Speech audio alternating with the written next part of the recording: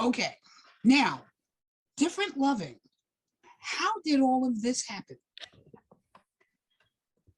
Different loving also happened on CompuServe, where I had started this S&M group because I was in the literary forum writing, talking about poetry, but I was not in the closet about also being Mistress Angelique on the Human Sexuality Forum, at least not with my friends there, who I thought would be accepted, you know, the ones I thought would be accepting.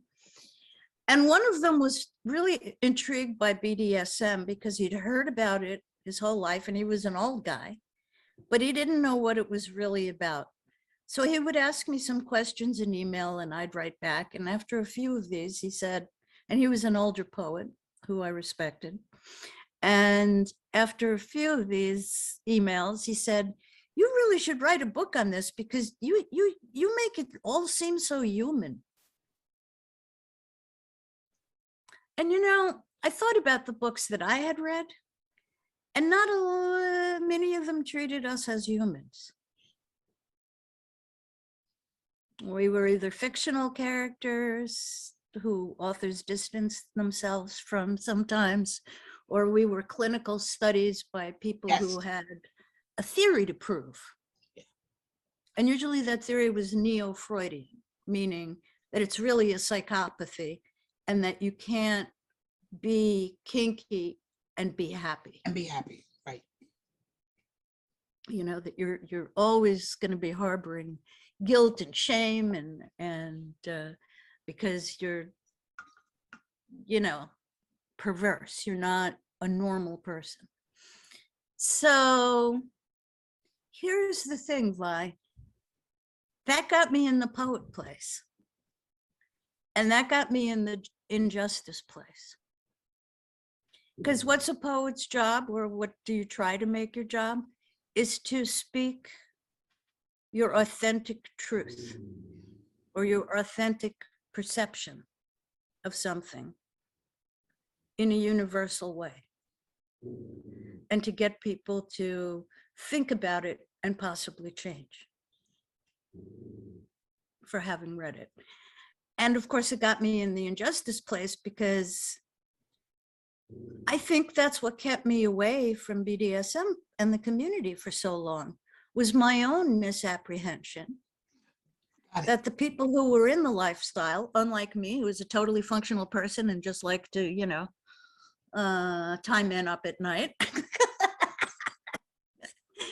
as long as no one knew it was okay, you know, that kind of a person, closeted to myself too. But my misapprehension and the myth that I had believed is they all had psychiatric issues, or they fell into abusive relationships a lot, because that's really all I had ever heard about it. And usually that it was females being abused, you know? And then in the early days, our porn really was fucked up. So people thought a lot of things that happened in the porn really happened, like all of the, you know, the slave farms and the animal farms where women were milked like cows, and the, you know, I'm not saying that maybe somewhere in some club, somebody did a scene like that. True. Yeah, I've watched a few myself. Yeah, right. You know, and I was like a massive reader, and I'd read these porn things and I'd be like, no. You know, and so by the time I was running the support group, obviously I'd overcome all those misapprehensions, and I realized it's just terrible what people think about people like us. It's so wrong. And what's it based on? You know, what's the science behind this? Can anybody prove this shit? Or is this just a bunch of angry psychiatrists? Hear, hear. Male privileged, white male privileged, male white privileged. I'll say it again and again. Because that is a whole other world from the rest of us, from everybody else who is not an older white male with privilege. So I went and did all the research. I was a very good researcher because I was at the time now teaching English at a college level. I had left Wall Street to become a poet and ended up being an academic because I don't know, but I had some poetry credentials. I'd published and I had an MA from Columbia, so in English, so I got hired. And so I was teaching around the city. So I knew how to do research because I had to teach kids how to do research. So I had to research. And by the time I did all my research on different loving by reading like old books, all of the science that all of the theories were based on, I was like, there's no proof of anything. They were never able to make a case. This shit has been always going on. I did the history research. There has never been a time in human history when there haven't been kinky people of one kind or another, just like there hasn't been a time in human history without people born in the wrong bodies. People who are non-binary, people who are polyamorous, Yeah. people who are pansexual. We have always people who like to give pain, people who love to be whipped. Really, I mean, it's just endlessly documented in every single culture. And so this led me to believe that nobody knows what the fuck normal really is. Certainly not these guys, whose 19th century theory was still being upheld in 1970 as sound science. What bullshit was that? Or really 1990, which is, when I was working on different loving, it was still, when I went into the NYU library and they let me into the private collection where I was able to read like important works on fetishism. As a fetishist myself, I was like, this is preposterous. You mean I'm a fetishist because I was ashamed to look at a guy's dick? No. And I averted my glance, and whatever my glance fell on, boom, a fetish was born. Are you kidding me? This is what they have locked away? Oh my God. As sacred scholarly documents only to be held in gloved hands by select researchers. I'm like,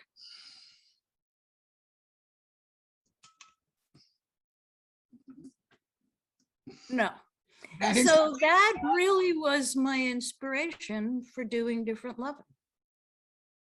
The conviction that everybody had completely, including people who wrote about it, completely misinterpreted the truth about why we think about BDSM the way that we do, about how it's really just certain cultures that act that way.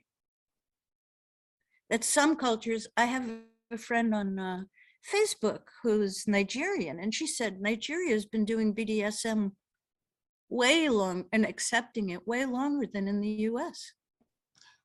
Doesn't surprise me. It's like, an older culture than the US. Correct. A more mature and maybe less puritanical culture, because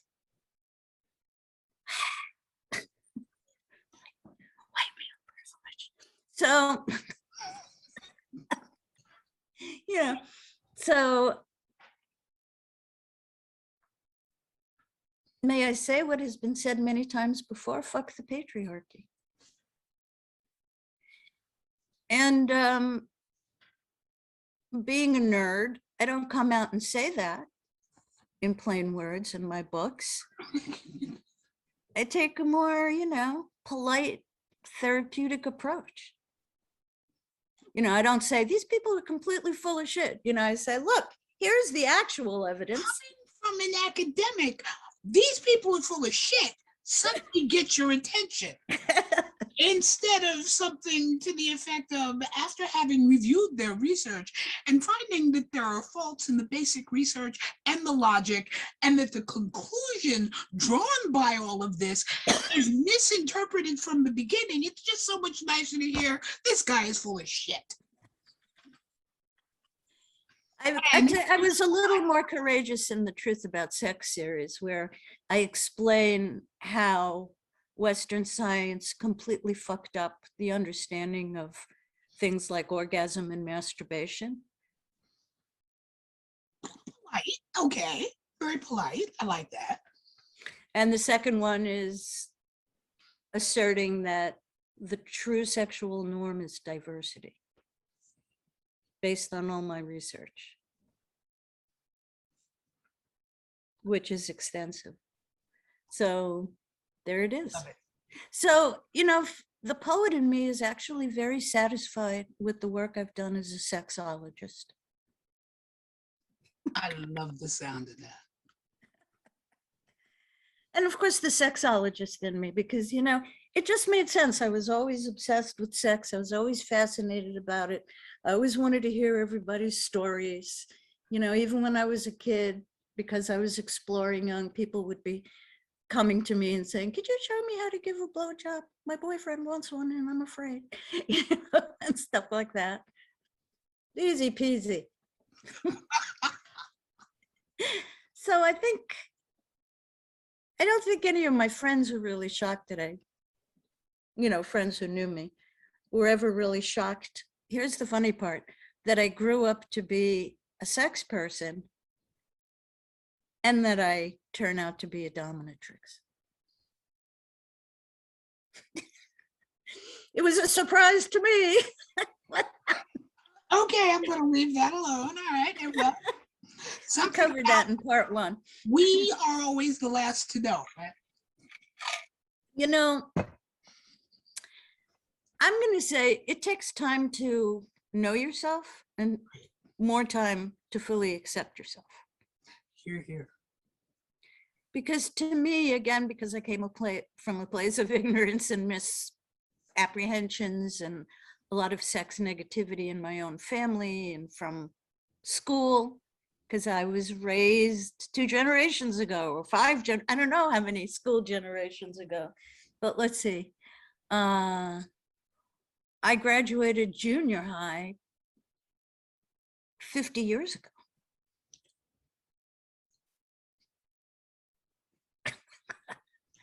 So what we were taught then about sex was basically, ooh, dirty, don't do it unless you have to when you get married. For the purpose of procreation only. Yes, because that's how you're going to have children. That's all. Something about being fruitful. Yep. So what I call the reproductive model of sex, which is, you know, the only thing that's normal is fucking men on top of a woman. No. Which was, yeah, really. I mean, the Victorians tried to cure everything else. Like anal sex, you're sick. Like to masturbate, put you in a cage. Want to go down on somebody? Oh no, God wouldn't approve. It's not for pleasure, it's for duty. Really, that was the whole Victorian point of view. And that's what sat on the field of sex for 90 years. But the Victorians were such kinky bastards. Right. All at the same time. Yeah, which just tickled me. I reminded students when I was still teaching that if you really think about where so much of our morality comes from, the Puritans were so hung up, the English threw them out. Now, if we're so hung up that the most hung up country in the world couldn't handle us, what the hell does that make us? The Brits look at us and go, we're more progressive than you are. I think, well, religions have an outsized voice in how most countries are run. And for some reason, fundamentalists of all cultures, Islamic, Jewish, Christian, and Catholic, and Buddhist, I mean, I'm sure wherever there's a religion, the people who are the most dependent on it make a lot of noise. True. And quite often will use violence to achieve their political goals. Yes. And that's what happens here. Look, Sesta Fasta was passed by bipartisan group, but I'll bet you that both sides were all ed up with religious belief. Yeah. That said, and I reject any religion that says sex isn't godly. I mean, it doesn't even make sense to me. It's like they drew a little circle around the body and decided that's where God made a big mistake. Ouch. Whoa, Doc. I'm impressed. Well,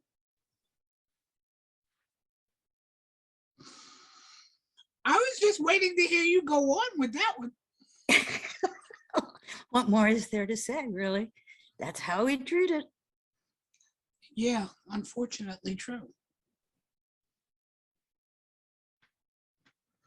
It was all so much easier when we were matriarchal. We had a lot of problems. I'm not that old, Vi. I am.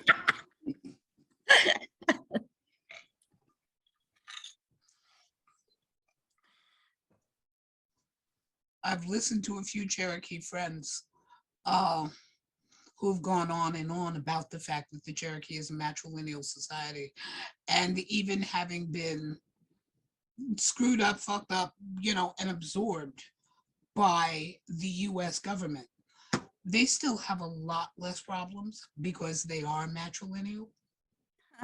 Interesting. Well, the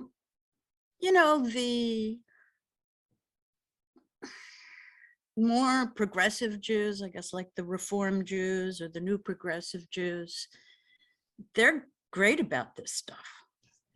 But our conservative factions of Jewry are as bad as any fundy Christian when it comes to prohibitions around sex, and sex's purpose, whereas I try to look at it as a scientist, and most of the ideas people have about sex are just screwy as hell. That it's harmful, that it's dangerous, that it's a risk, that you risk your mental health, that and I think that we transfer that fear to our kids. Hear, hear.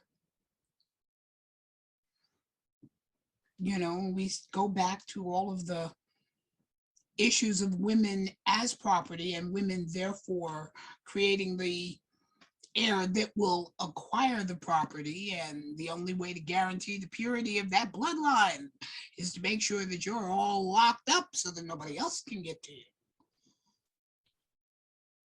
Yeah, it's really sick. I see, from the historical side, I find it fascinating. Because in a warped sort of way, there's a tremendous amount of logic to it. If you need to guarantee the inheritance, effectively guaranteeing the kingdom, whether it's 100 acres or 50,000 people and all of the land that goes with it, you want to guarantee that it goes to your get only.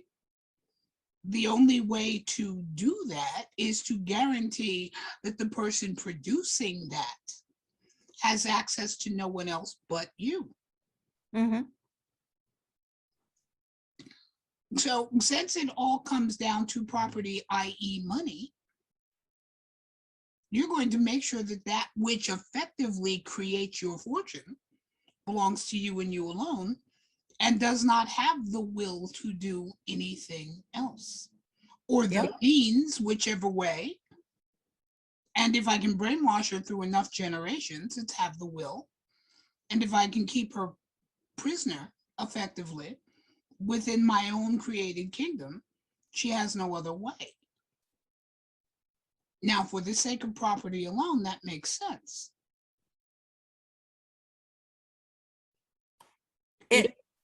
It makes sense if you accept that system, that economic system, Agreed. which of course I reject. It is unfortunately the one that has come to dominate. It is, and it's oppressive to everybody involved. Yeah. I mean, I think it ruins men too. You know, all these men who don't know how to be men now because women are so strong, you know, and all of that sort of stuff, and women have too much agency and they're taking our abortions away and all of this other shit. You know, they're just as damaged Agreed. as women because their minds have been poisoned by Agreed. their inability to question what's clearly an injustice to any rational thinker. Right? They're not allowed even to question. They just, this is the way my grandpa did it. Well, fuck your grandpa. I'm sorry. Real men do it. Yeah. You know, your grandpa was, you know, it's sort of like, and I'm sure you've had this experience too, you know, growing up as female, as a cis female, in the period when we did, men, shall we say, took liberties all of the time. Yeah. I mean, you know, when the Me Too movement came out, I felt like a collective groan going up from every woman over 50 thinking, oh, fuck Me Too. Me Too so many fucking times. I'm like, We I'm stopped. done. We stopped counting because Yes. it was built into the culture. Yes, it was our normal. Yeah. And when I was young, I went along with it. But by the time I was in my 20s, fuck no. And yet the oddity of Black culture is, on one hand, you're taught to accept it. And on the other hand, you're taught to be strong enough to get around it. Well, pick one. You don't need a man to succeed, or you have to be strong enough when he walks out on you, or fill in the blank. So we raise our daughters to be strong and yet still expect them to fall into the old cultural pattern that says you are nothing without a man. Excuse me? I don't need him to make me. That's exactly how my mother acted. You're nothing without a man. Without a man. Yeah. I mean, that he validates you. Let's go back to even the biblical, back up 4,000 years. You could have a house full of daughters, but if you did not have a son, you were nothing. Whoa. So, we come back to all of those religious tenets that say, without a man, a woman does not exist. Yeah. We can exist without you. I've checked. 50 of us only need one of you, and that's for the purpose of procreation only and genetic diversity. You don't get a son, but I can exist very happily. But we buy into it, and I've been fascinated watching not only a lot of my high school and college friends who are African American, but looking at some of my Asian friends who fall into some of the same patterns. Yeah. We have to be strong. We are taught to do everything. But then along comes a boy man who can't barely lace his own shoes. And now all of the education that we've acquired goes into making him feel better. There is a logic to it somewhere. I've just never found it. No, I think it all goes back to what you initially said, that women are considered property, you know, and being strong and being ready to put up with this shit is really what they're telling you, right? Being ready for him to treat you like a second-class citizen or even abandon you and your kids. And, you know, you can't rely on him, but he gets to rely on you, and he gets to own you. And you have to keep his house clean, and you have to cook him meals the way he likes them. And, you know, that's your job now. You know, I was never that kind of wife. Working side by side with him in the field, then he comes in, he puts his feet up and reads the paper, and we're still working. Excuse me? I've always been more of a what are we eating at the cheap diner tonight kind of wife. Until Will, who picked up cooking and was superb. And then I was the wife who just said, "What's for dinner, honey?"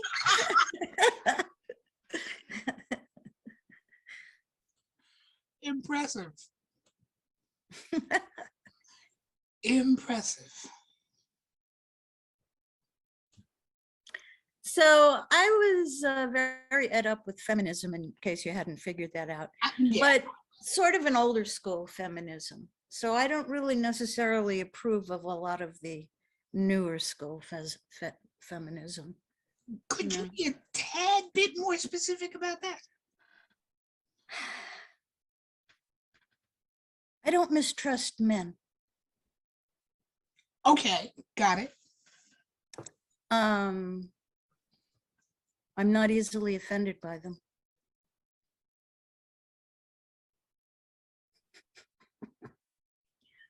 I feel we should be educating girls to stand up harder and fight back stronger against predatory men. Not to see themselves as victims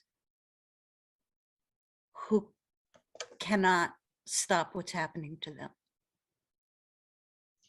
but to see themselves as equals. Yeah. And some clown is trying to take away their agency and flatten him. As well as raising a generation of sons to have good sense and respect. Absolutely. I mean, I think moms, American moms, have failed big on their sons, judging by how few men seem to be complete human beings.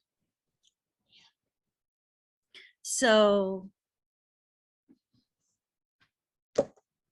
you know, it really just depends on who's evolved and who hasn't. And hopefully who's evolved through BDSM to work out their power shit, you know? Well said. There are some things that fascinate me in that we raise our women to be strong, and yet we raise our boys to get away with things you would never let your daughter. You encourage your boys to do things that you would smack your daughter for. Yeah, it's screwed up, right? Yeah. And so, you know, I think it is a struggle for people who are first coming into the scene to really find their place and find, you know, if you just say I'm a submissive, and you think that that just means finding the dominant, ooh, boy, are you wrong. You know, it's really about, and I made that mistake, obviously, myself, many times, you know, but it's really about who are you? You know, not, you know, what they're presenting and throwing out, not what you're presenting and throwing out, but who are you first on the inside? And then who are they on the inside? If they're not in the process of turning you on, do you still like them? Yeah. Do you still respect them? Do you respect the relationships they have with others? You know, like those people, male and female, who are like, I have whipped 100 people. You can trust me. I know. Yeah, but did you have a single relationship that lasted more than 6 months? Here, here. Here, here. You know, and was it a good relationship? And did you end on friendly terms? Because I think that's a standard we should be stressing in the scene. Really, I mean, I think when you look at some of our finest leaders, they are people who have really worked their shit out. And they carry a lot of humility about it. And they don't tell you this is the true way to do it. Amen. They'll say, this is how I did it. I don't know if this would work for you. But this is generally, and this is, here are some thoughts I have about it, which maybe you'd like to digest. And then you reach your own conclusions if that is something that applies to you, that resonates with your soul, you know, or something where, no, I'm going to 14 more sources before I take that advice to heart. Or I take a little of it because this part works, this doesn't. Yeah, exactly. You know, let me find a few more pieces that work, and some may not. Right. So I feel like most of us have, not just because of our age, but also because of our experience with power dynamics and relationship dynamics and a lot of fragility and a lot of vulnerability on everybody's part, because, you know, doms get hurt too, or burned out or disappointed, you know, and, you know, but at the time you can, by the time you're a senior in BDSM, that your shit should be tight. And ever working to make it tighter. Correct. Yeah. Constant work in progress. You're still going to make mistakes. Here, here. Oh, yeah. You know, I'm like an optimist. I try to be an optimist to level off my deep abyss of, you know, emotional darkness about life. But I try to be an optimist. So I usually will, you know, take people as they present. So then it's always really a disappointment when after a few months you realize, yeah, oh my God, none of their stories add up. And actually they act like shit to other people. And I don't know. You know. Remembering that we always put our best foot forward, it's what happens when you have to go to the next foot. Correct. You know, so I am very grateful I've had you in my life for all these decades, Ms. Viola. Gloria. I love your name. I love the whole Viola. It means little violet. It does, but it's also a beautiful instrument. Yes. Hated it as a child. Oh, no. Well, there were 3 of us in the house. Oh, wow. My grandmother was Viola Helena. My mother's next sister down was Viola Thelma. Oh, wow. And then there was Viola Mary. I love V names for girls. I don't know why. Viola, Violet. I had a close friend named Velva. I love that name. And so it's like Viola, little Vi. It's like, oh. Oh, no. Really? Yeah. So in the remaining moments. What you got? What time? Good Lord. I know, it's 2:24. Life goes on. Oh, good God. We've been talking for 90 minutes. Yes, we have. See, I told you had a lot of stories. That's nothing. It's a start, Dr. Brad. But yeah, See, it's not just the friend, it's the fangirl. It's the fangirl. And the delight of talking to you is only part of it.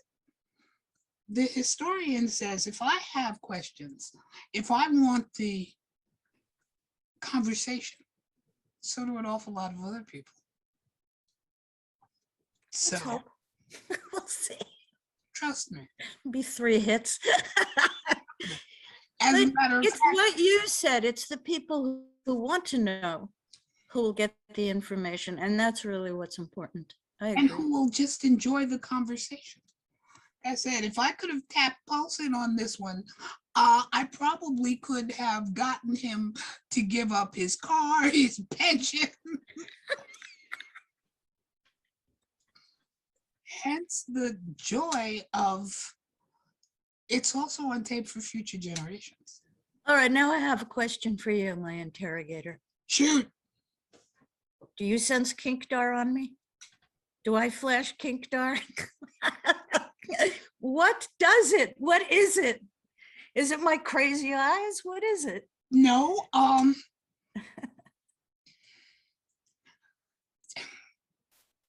without being side by side with you and having a full length mirror, this would be very hard to explain. Ah. I have the tits of a sadomasochist. That's what you're saying. One of Maya Angelou's poems talks about the way a woman stands, the way she walks. And I'm doing the poem a great injustice. But they're just like gaydar. Yeah. There is a level of kinkdar. And it is attitude, yes, but it's also reflected physically, which is a very hard thing to understand because most people, you will not see yourself the way other people see you. And every once in a while, I can get someone to get that reflection if we're together, and I'll suddenly grab somebody and go, see what I see in the mirror? And if the instant is not lost, you may catch a glimpse of it. With Jill, for instance, which is why in some ways you two are so much alike. What people perceive as a very dominant energy is actually a certain amount of shyness. And it is felt as well as it's, I can't even say as well as seen, it's felt. And if there is a yin looking for a yang, you'll feel it. And that's probably the easiest way to explain it. Kind of like explaining gaydar. Yeah. Someone can just walk by you and you know their family. Now, is it the wiggle in the walk? Is it the aura? What is it that says, you may or may not ever meet, but you know in that instant as you're passing each other,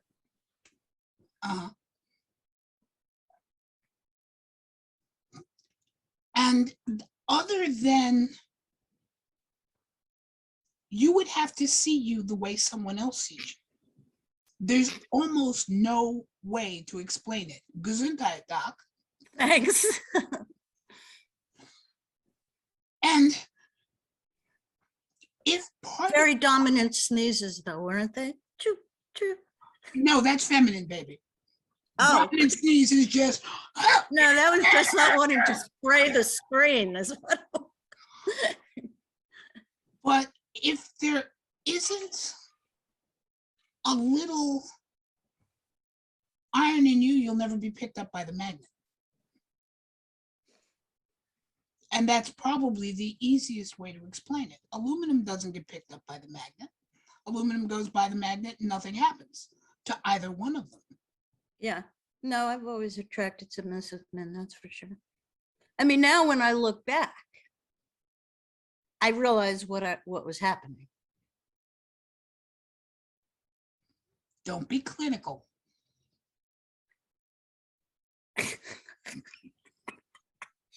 Because I always looked like I knew what I wanted and I knew what was on my mind, and I had a strong walk, a determined New York, Brooklyn Jewish girl walk. And I scared people because I was like very honest always.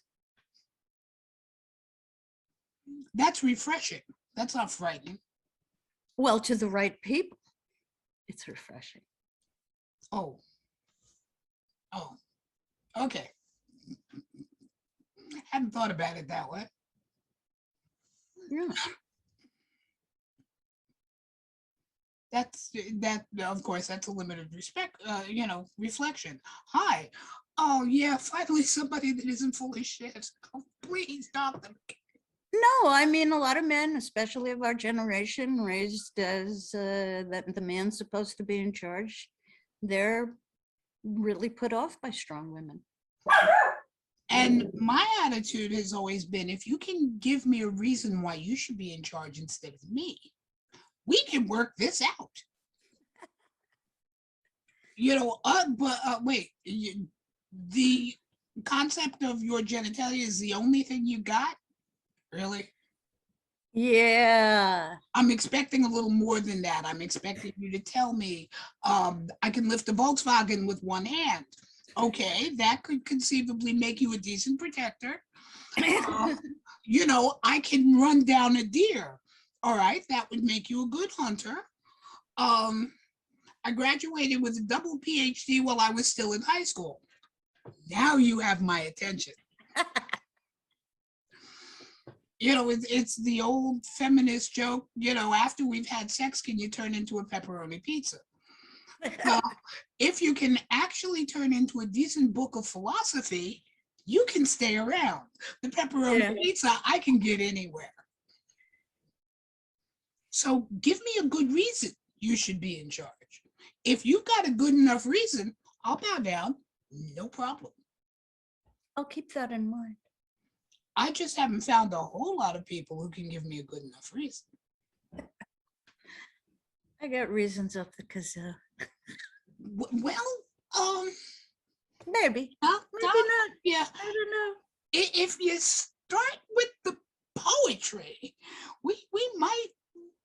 Yeah, never mind. Don't worry, kids. Just two old broads flirting. That's all. Oh, God. We're wired that way. It's the Gemini in me, Gloria. I can't help it. And it's the lover of poetry in me. I can't help that either. I have a love of S&M. BDSM, sorry. I have a love of BDSM. It really radicalized my life in all good ways. Yeah. And I can't think of mine any other way. Yeah, I can imagine. I want to hear your story start to finish. Once upon a time. Unfortunately, about 30,000 of my closest friends all know my story way too well. Once upon a time, there was a pervert, and it wasn't me, and that's the easiest way to explain it. Yeah. And we won't mention the Republican leanings. That's a tale for another day. I was younger. When I was 13, I was a socialist and an anti-Vietnam War activist. That's where I was. I was raised by lefties, so my parents were lefties.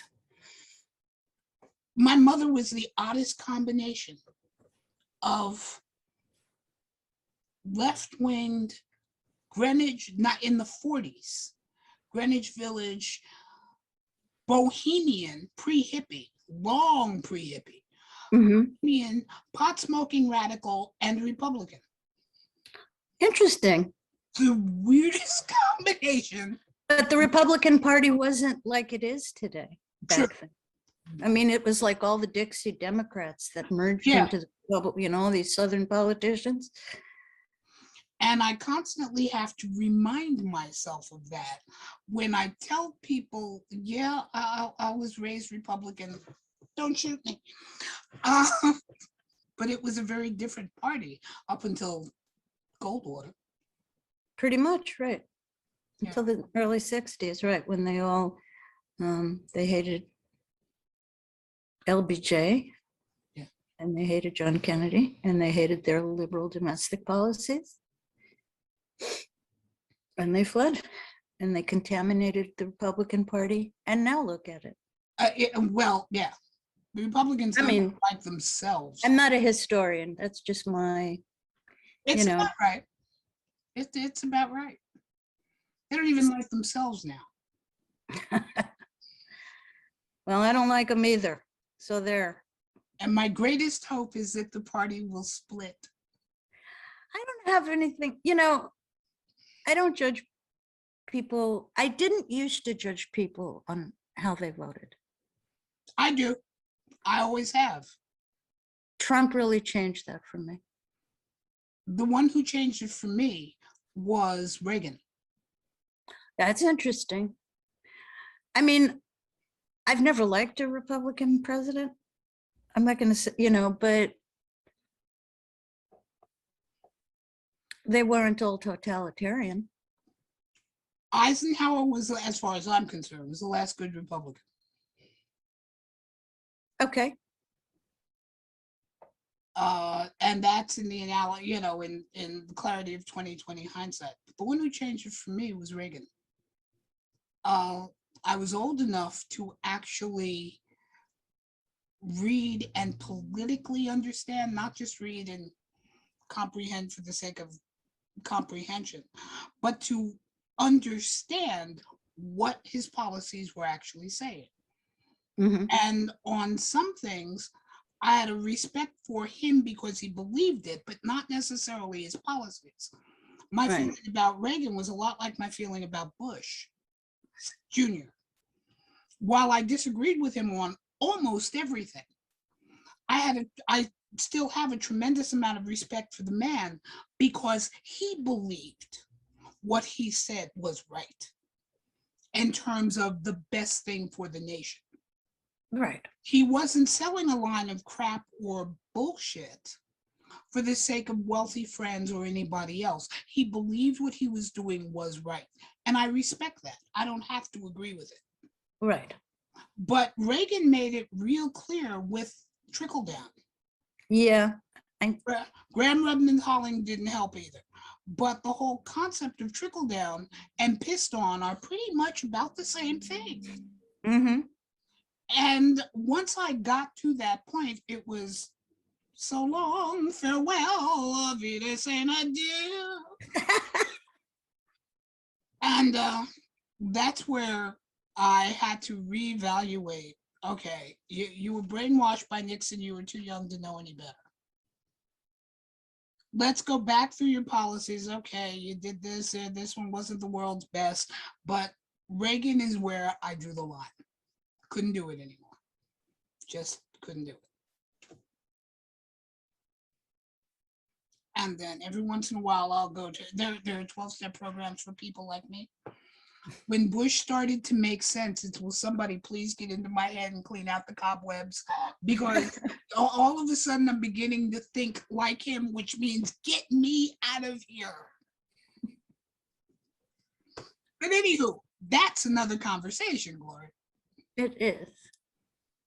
Well, I hope we'll have many more conversations. Maybe not this length.